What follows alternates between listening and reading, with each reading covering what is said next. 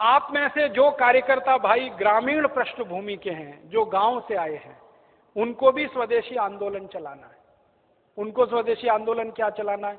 अपने गांव में विदेशी कंपनियों की सबसे ज्यादा बिकने वाली जो चीज है वो है रासायनिक खाद, जिसको हम यूरिया कहते हैं, डीएपी कहते हैं, सुपर फॉस्फेट कहते हैं, और रासायनिक कीटनाशक जिसको एंडोसल्फान कहते हैं, मेलाथियान कहते हैं, पैराथियान कहते हैं, बेंजीन हेक्साक्लोराइड कहते हैं।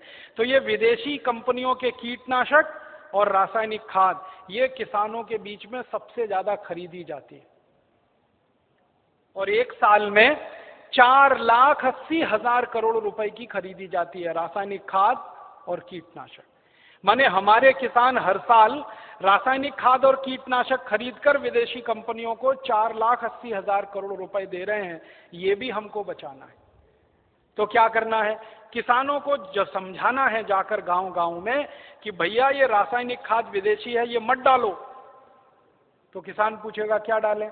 तो उससे कहो गोबर की खाद डालो, ये रासायनिक खाद मत डालो। तो किसान पूछेगा जी गोबर की खाद में फायदा कम है, रासायनिक खाद में फायदा ज्यादा है। तो उसको बड़े प्रेम से समझाना है कि गोबर की खाद में ही फायदा ज्यादा है, रासायनिक खाद में फायदा तो बहुत कम है, क्योंकि रासायनिक खाद बहुत महंगी मिलती है। पहले एक कट्टा रासायनिक खाद मिलती थी 70 रुपए में, अब एक कट्टा रासायनिक खाद मिलती है 250 रुपए में, 300 रुपए में, 350 रुपए में, और कभी कभी ब्लैक हो जाए तो 500 रुपए में यूरिया। और हर साल कीमत बढ़ती जाती है। क्यों? क्योंकि ये रासायनिक खाद बनती है उन वस्तुओं से जिनको पेट्रोलियम प्रोडक्ट्स कहा जाता है, और सारे पेट्रोलियम प्रोडक्ट्स जिसको नेफ्था कहते हैं वो विदेशों से आता है। इसका पैसा पूरा विदेश में जाता है। किसानों को समझाइए ये कि बहुत महंगी पड़ती है। और इसकी महंगाई पता है दूसरी क्या है? एक बार आपने खेत में 1 कट्टा यूरिया डाल दिया तो अगली बार 2 कट्टा डालना पड़ेगा, 2 बोरे डालना पड़ेगा। और एक बार 2 बोरे पड़ गया तो अगली बार 3 बोरे डालना पड़ेगा। एक बार 3 पड़ गया तो फिर 4 डालना पड़ेगा। हर बार बढ़ता ही जाता है, बढ़ता ही जाता है, बढ़ता ही जाता है, खर्चा बढ़ता जाता है। और मालूम है रासायनिक खाद बहुत गर्म होता है। गर्म रासायनिक खाद यूरिया डीएपी आप डालते हैं, मिट्टी पूरी चटक जाती है गर्मी के कारण, तो पानी ज्यादा देना पड़ता है। गोबर की खाद लगा के खेती करें तो गेहूं की फसल लेने में 3 पानी लगता है।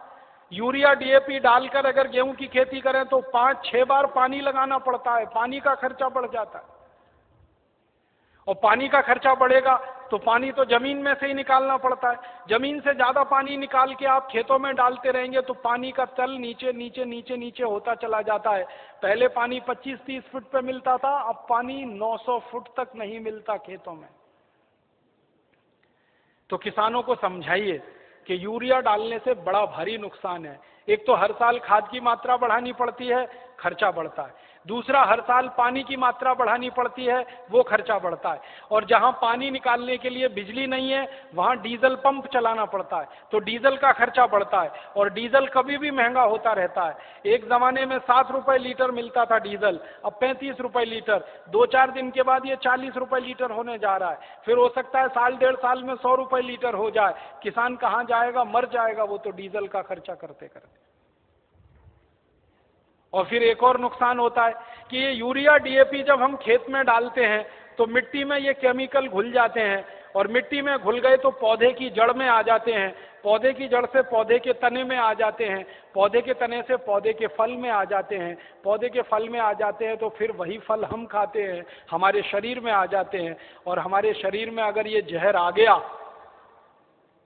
तो हमारी माताएं तो पूतना हो जाती हैं। आपने पूतना की कहानी सुनी? कृष्ण भगवान को जहर पिलाने के लिए आई थी। आज हमारी माताओं के दूध में जहर आ चुका है, अपने अपने बच्चों के लिए वो पूतना की स्थिति में है। आज हमारे देश की कई संस्थाओं ने माताओं के दूध का परीक्षण करवाया है, तो माताओं के दूध में वो सारे केमिकल हैं जो यूरिया में हैं।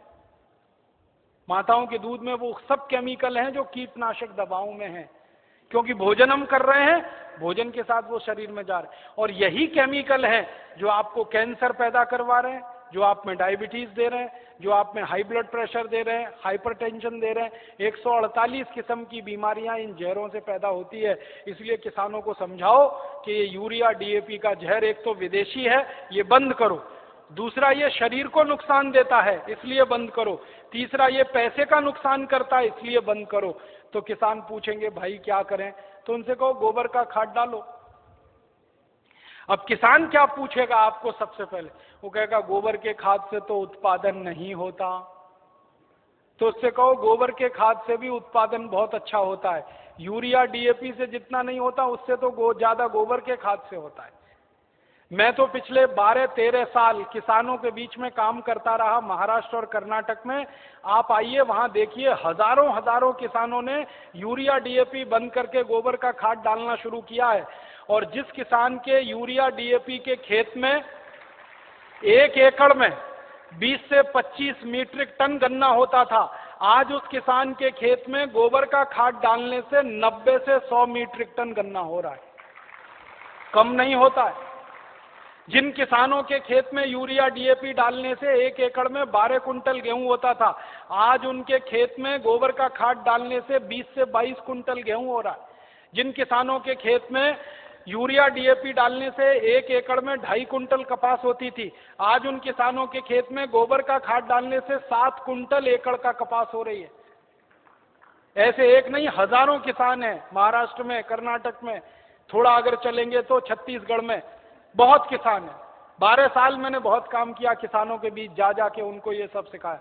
गोबर की खाद से उत्पादन ज्यादा मिलता है यूरिया डीएपी की तुलना। क्यों मिलता है वो जानना चाहिए। बहुत बहुत बढ़िया बात है, जो आप जान लो तो आप किसानों को समझा सकते। गोबर की खाद जब हम खेत में डालते हैं तो होता क्या है? गोबर जो है ना, कई तरह के जीव जंतुओं का भोजन है। यूरिया जो है वो भोजन नहीं, जहर है। आपके खेत में एक जीव होता है जिसको केंचुआ कहते हैं। केंचुआ को किसी दिन पकड़ना और हाथ पे रखना और उसके ऊपर यूरिया डाल देना। 2-4 दाने ही यूरिया डालोगे, वो तड़पना शुरू हो जाएगा और 1 मिनट में मर जाएगा।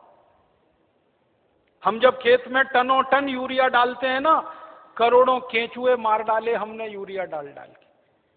और केंचुए क्या करते हैं? केंचुए मिट्टी को नरम बनाते हैं, पोला बनाते हैं और उपजाऊ बनाते हैं। केंचुए का काम क्या है? ऊपर से नीचे जाना, नीचे से ऊपर जाना। पूरे दिन में वो 3 चक्कर नीचे ऊपर के लगाता है। नीचे जाएगा फिर ऊपर आएगा, फिर नीचे जाएगा फिर ऊपर आएगा। अब केंचुआ जिंदा है तो नीचे जाएगा फिर ऊपर आएगा। केंचुआ जब नीचे जाता है तो एक रास्ता बनाते हुए जाता है, ऊपर आता है तो दूसरा रास्ता बनाते हुए आता है। तो परिणाम क्या होता है कि ये छोटे छोटे छिद्र जब मिट्टी में वो केंचुए तैयार कर देता है, तो बारिश का पानी इन्हीं छिद्रों में से नीचे एक एक बूंद नीचे रिसते हुए तल में जमा होता है।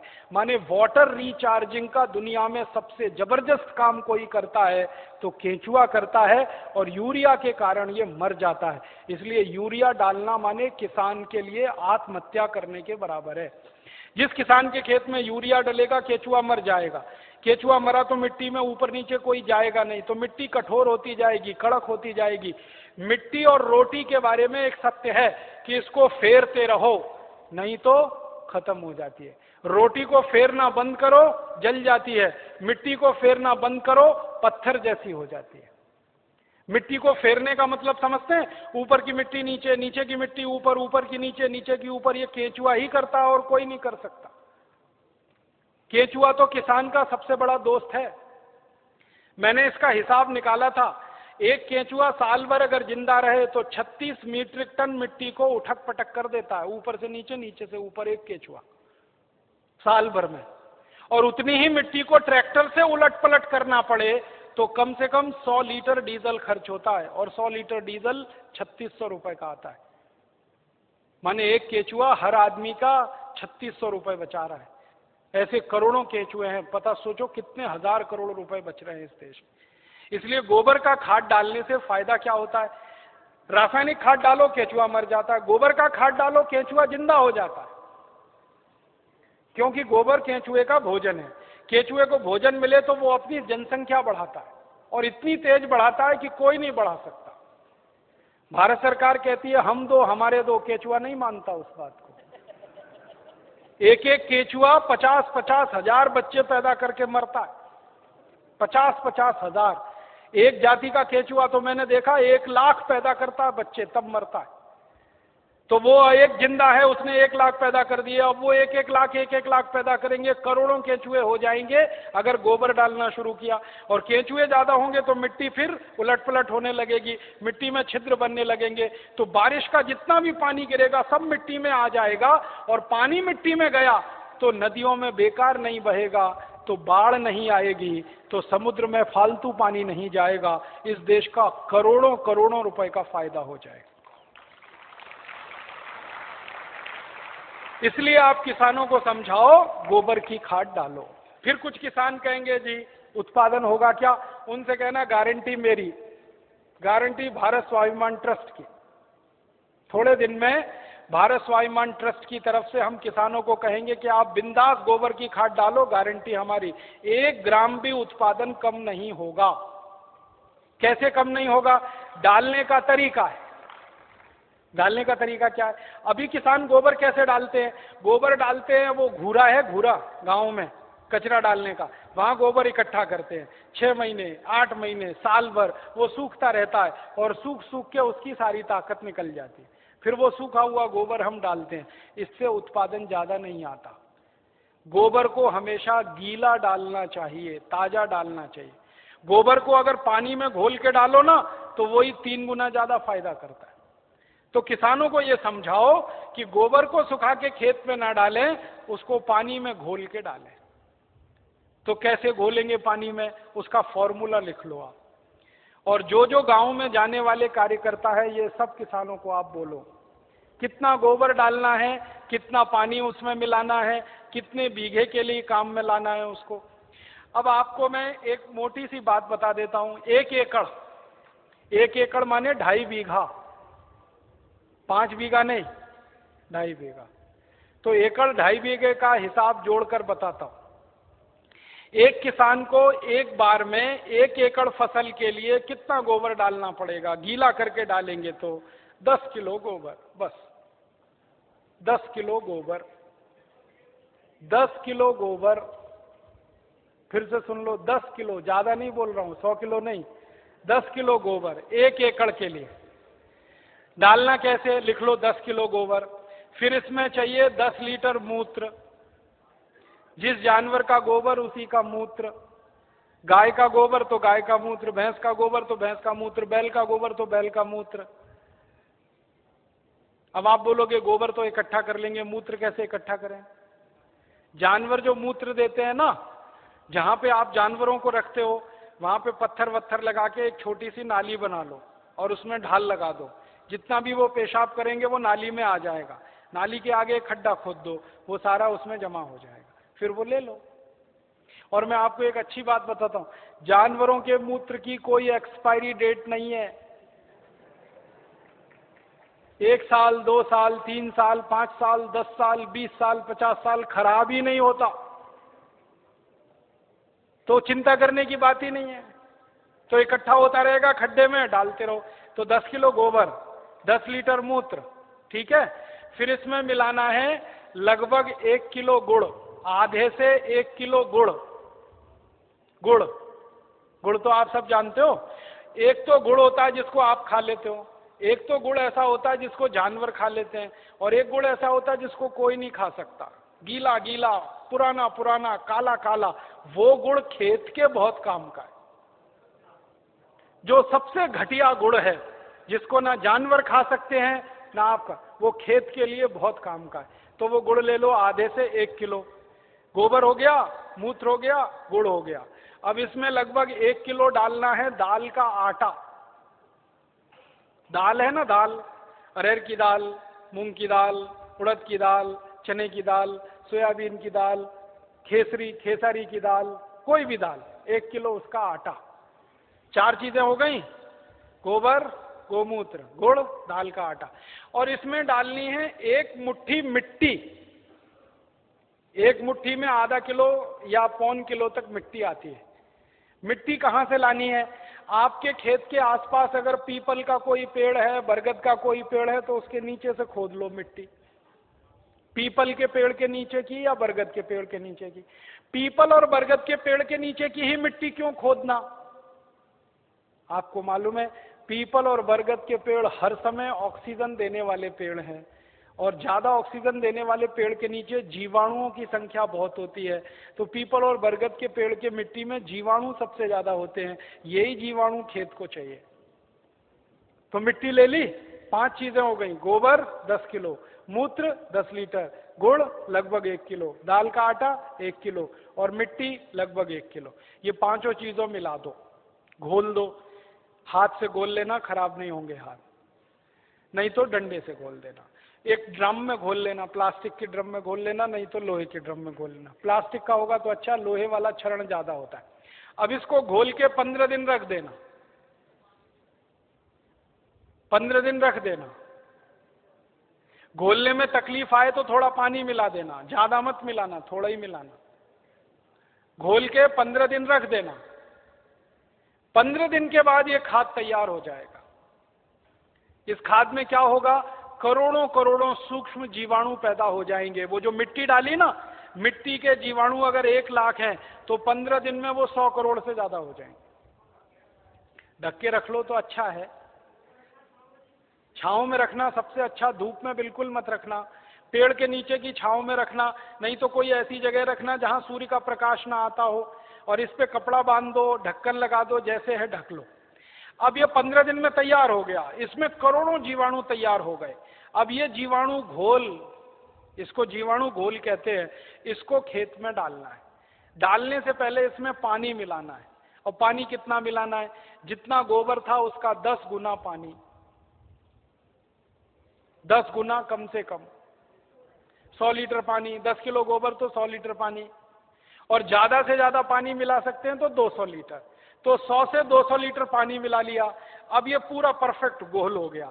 इसको 1 एकड़ के खेत में छिड़कना है, जैसे पानी छिड़कते हैं ना मिट्टी दबाने के लिए, ऐसे ही छिड़कना है बस।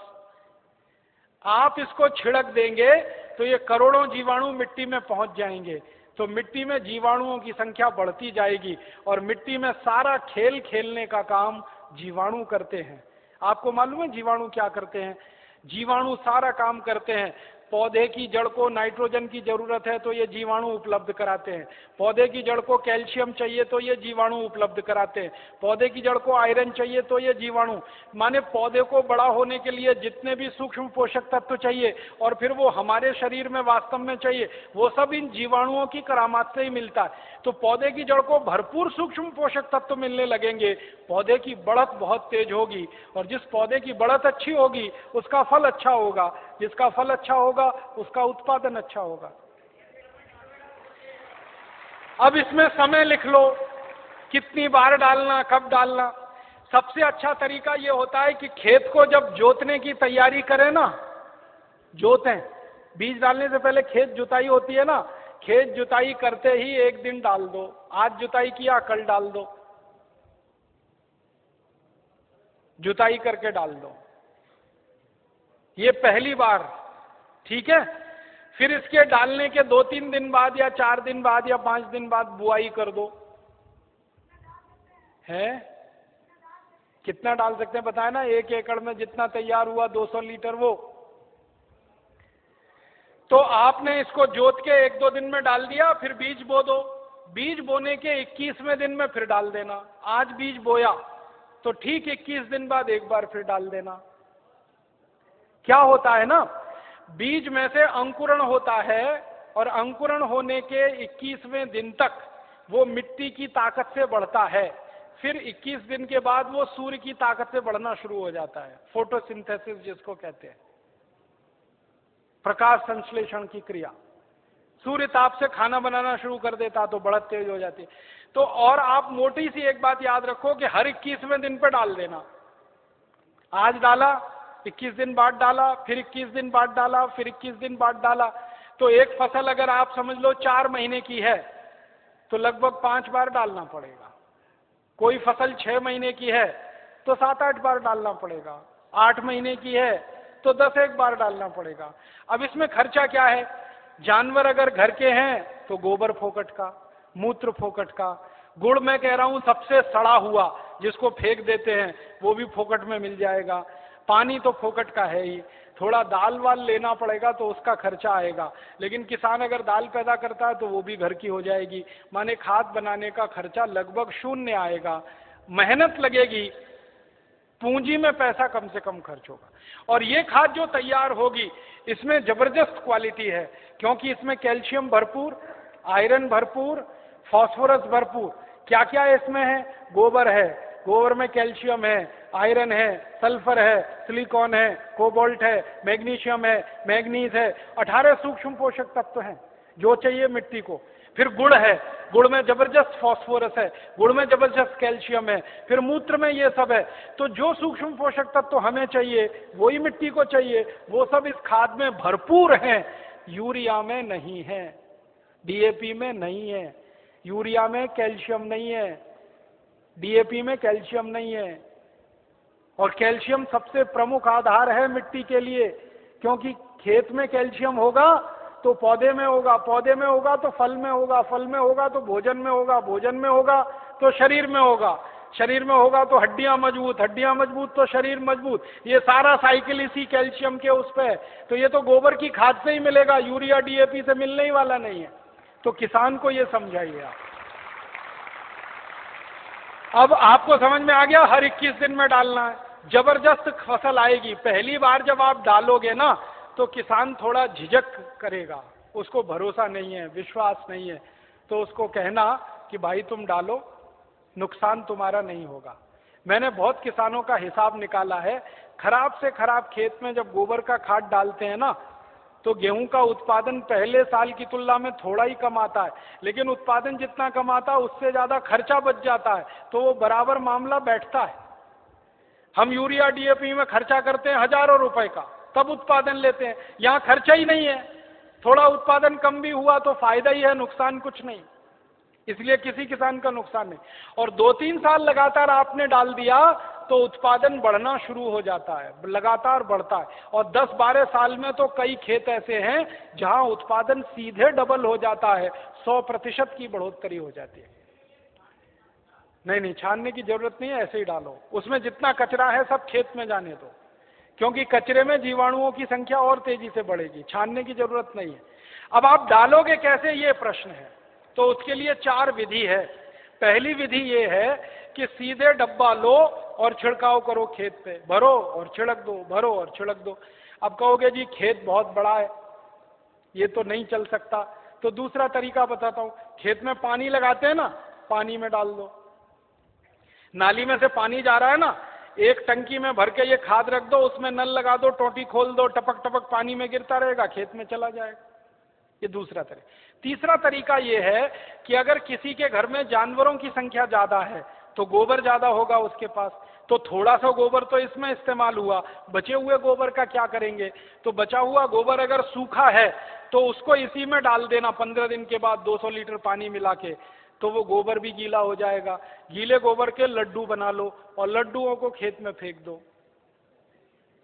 तो खाद पहुंच जाएगा। और एक तरीका है, खेत में से मिट्टी खोद लो, मिट्टी खोद लो, मिट्टी में ये पूरा घोल मिला दो, मिट्टी गीली हो गई, मिट्टी के लड्डू बना लो, लड्डुओं को खेत में फेंक दो, तो खाद पहुंच जाएगा। तो पानी के साथ दे सकते हैं, छिड़क के डाल सकते हैं, गोबर या मिट्टी को लड्डू बना के डाल सकते हैं। और एक आखिरी तरीका है, स्प्रे मशीन अगर अपने पास है तो उसका आगे से नोजल निकाल दो, नोजल निकाल दो, फिर उससे स्प्रे कर दो। अब इसमें ध्यान ये रखना है कि ये फसल पे स्प्रे नहीं होगा, ये जमीन पे होगा, मिट्टी पे होगा। फसल पे डालने से फायदा नहीं मिलेगा, मिट्टी में डालना है इसको। तो अगर फसल ऊंची है तब कैसे डालेंगे? तब तो पानी लगाओगे तभी डालना सबसे अच्छा है।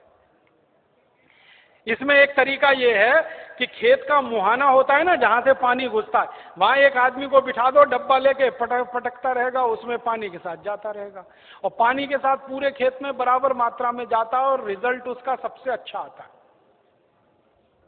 और एक तरीका है इसको डालने का, अगर आपके घर में गोबर का वो बनाते हैं ना, क्या कहते हैं उसको, कंडा कहते हैं, उपला कहते हैं, क्या कहते हैं, कंडा उपला जो भी कहते हैं, उसको जलाते हैं, जलाने के बाद राख निकलती है ना, वो राख इकट्ठी कर लो और ये घोल और राख मिला दो और फिर लड्डू बन जाएंगे, फिर खेत में छिड़क दो, तो इसका तो जबरदस्त उत्पादन आता है। क्योंकि जो राख है ना, इसमें कई केमिकल अतिरिक्त हैं जो गोबर और गोमूत्र से भी ज्यादा है। तो ये तरीका समझ में आ गया। हर 21 दिन पे डालेंगे। 4 महीने की फसल है तो 5-6 बार डालना पड़ेगा, 6 महीने हैं तो 7-8 बार। इसी तरह से पूरी खेती होती रहेगी। गोबर किसी भी जानवर का, गाय का हो, भैंस का हो, बैल का हो, बकरी बकरे का हो, गधे घोड़े का हो, हाथी ऊंट का हो, कोई भी हो, सब चलेगा। मूत्र भी किसी जानवर का, ठीक है। और आधा आधा मिले तो वो भी चलेगा। गाय का आधा ले लिया, भैंस का आधा, किसी के पास गाय नहीं हो, किसी के पास भैंस नहीं हो, एक एक गाय एक एक भैंस, और खेत बड़ा है तो आधा आधा, सब मिक्सिंग करके चलेगा। बस एक ही सावधानी रखना कि जो जो गाय का गोबर लो तो वो देशी गाय हो तो अच्छा होगा। जर्सी का फायदा पूरा नहीं करेगा, और जर्सी का ही गोबर है तो उसमें देशी का मिला लेना, नहीं तो कोई फायदा नहीं करेगा। जर्सी गाय है, उसका गोबर है, उसमें देशी गाय का 1-2 किलो गोबर मिला लेना, वो वैसे ही काम करता है जैसे 100 किलो दूध में 1 चम्मच दही डालो तो पूरा दूध दही हो जाता है। वैसे ही 100 किलो जर्सी गाय के गोबर में 1 किलो देशी का डाल दो तो देशी गाय के जीवाणु अपनी संख्या अपने आप बढ़ा लेते हैं। और धीरे धीरे मेरी बात मानो तो जर्सी गाय बेचते जाना, देशी लेते जाना, क्योंकि ये जर्सी गाय के दूध में दम नहीं है। आपको मालूम नहीं है, दुनिया में भारत को छोड़कर जर्सी गाय का दूध कोई देश नहीं पीता। डेनमार्क में सबसे ज्यादा जर्सी गाय है। डेनमार्क वाले दूध ही नहीं पीते। क्यों नहीं पीते? कैंसर होने की संभावना है जर्सी गाय के दूध से। घुटनों का दर्द तो तुरंत हो जाता है, बड़ी बड़ी बीमारियां होती हैं। और जर्सी गाय को एक खतरनाक बीमारी होती है, मैड काउ डिसीज। उस बीमारी के चक्कर में दूध भी उसका प्रदूषित होता है, इसलिए जर्सी का दूध दुनिया में कोई नहीं पीता। डेनमार्क की सरकार तो दूध ज्यादा होने पर समुद्र में फिकवा देती है। आपको सुनकर हैरानी होगी, डेनमार्क में दूध बहुत है, चाय बिना दूध की पीते हैं सबके सब, क्योंकि वो दूध उनको खराब लगता है। तो जर्सी गाय बेच के देशी लेते जाना। भैंस हो तो उसका तो चल जाएगा, बैल का चल जाए। अब एक आखिरी चीज और बता दूं, उसको आप लिख लो। ये तो हुआ खाद। अब किसान कहेगा कीड़ा लग गया, तो कीड़ा लग सकता है ना, तो उसका भी एक फॉर्मूला लिख लो। कीड़ा अगर लगता है, कीट लगता है, तो उसकी दवा भी हम खुद बना के छिड़क सकते हैं, पैसा खर्च करने की जरूरत नहीं। कीड़ा मारने की दवा कैसे बनेगी? 20 लीटर जानवरों का पेशाब ले लो, गाय का, बैल का, भैंस का, 20 लीटर, ठीक है। ये 1 एकड़ के लिए बता रहा हूं। फिर इसमें 2.5-3 किलो नीम के पत्ते की चटनी डाल देना। नीम के पत्ते की चटनी, नीम का पत्ता है, पीस के चटनी बना के डाल देना, 2.5-3 किलो। और आकड़ा देखा है? आकड़ा, आकड़ा के पेड़ के पत्ते की भी चटनी डाल देना, 2.5-3 किलो। आकड़ा, आक कहते हैं, आक, कुछ लोग अकौआ कहते हैं उसको। आक, आकड़ा, अकौआ, हाँ वही जो हनुमान जी पे चढ़ाते हैं, जिसमें सफेद सफेद दूध निकलता है। और एक तीसरा पत्ता है, सुनो सुनो भाई, एक तीसरा पत्ता है बेशरम।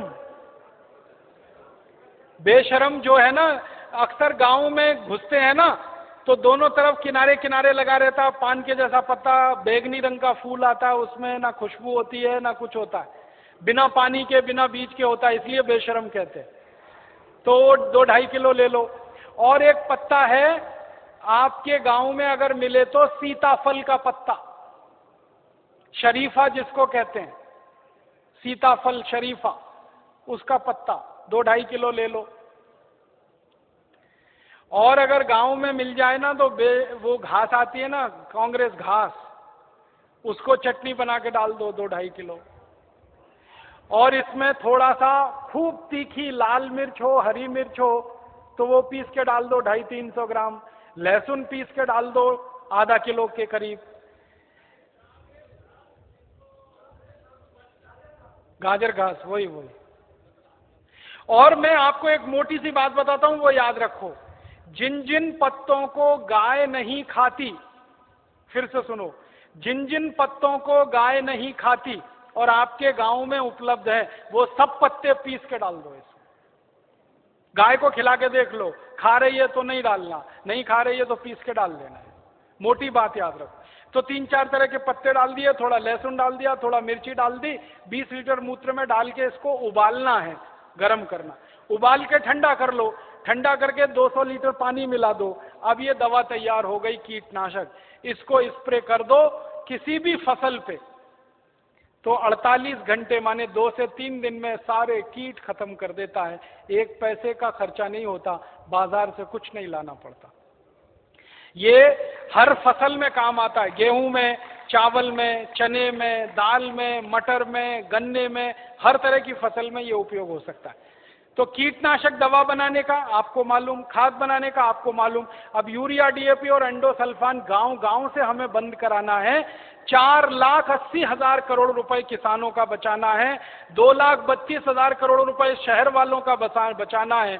ये दोनों मिला दें तो करीब 7-8 लाख करोड़ रुपए देश का हम बचा सकते हैं स्वदेशी आंदोलन की ताकत से। और बाहर से जो इंपोर्ट हो रहा है करीब 7 लाख करोड़ का, अगर पक्के स्वदेशी वाले लोग हो जाएं तो इंपोर्टेड चीजें भी बंद हो सकती हैं। 14 लाख करोड़ का फायदा, माने इतना बड़ा फायदा हम पूरे देश को दे सकते हैं अपने स्वदेशी आंदोलन और अभियान से। इसलिए स्वदेशी आंदोलन और अभियान को गांव-गांव जाके चलाना है। और आपको इसके लिए उस जमाने में लोकमान्य तिलक ने जैसा परिश्रम किया, महात्मा गांधी ने जैसा परिश्रम किया, विपिन चंद्र पाल ने जैसा परिश्रम किया और क्रांतिवीरों ने जैसे परिश्रम किया, वैसा ही परिश्रम आपको करना है। ताकि क्या होगा, जैसे आज हम लोकमान्य तिलक का नाम याद रखते हैं अपने देश के लिए, अपनी सभ्यता के लिए, अपनी आजादी के लिए, वैसे ही आपका नाम आने वाली पीढ़ियां याद रखेंगी इस देश के दूसरे स्वदेशी आंदोलन के लिए। ऐसा कहकर मैं आपका आभार व्यक्त करता हूं, बहुत बहुत आपको धन्यवाद देता हूं।